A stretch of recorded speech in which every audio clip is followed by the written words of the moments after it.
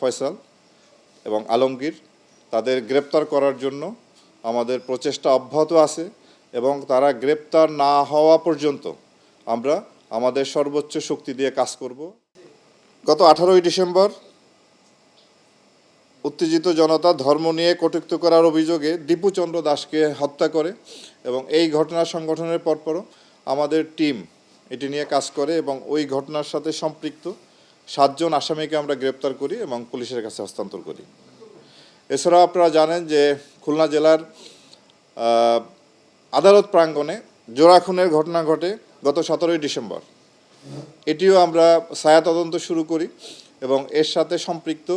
একজনকে আমরা গ্রেপ্তার করতে সক্ষম হই এবং এর সাথে অন্য যারা জড়িত আছে তাদেরকেও আমরা আইডেন্টিফাই করতে সক্ষম হই এবং তাদেরকে গ্রেপ্তারের অভিযান আমাদের অব্যাহত আছে।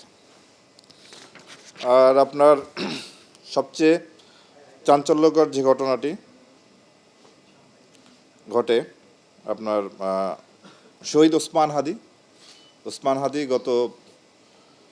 12 তারিখে তিনি সন্ত্রাসীদের বুলেটে আহত হন, আঘাতপ্রাপ্ত হন, হাসপাতালে ভর্তি হন এবং 18 তারিখে উনি মৃত্যুবরণ করেন। এই ঘটনাটিও সংগঠনের পরপরই আমরা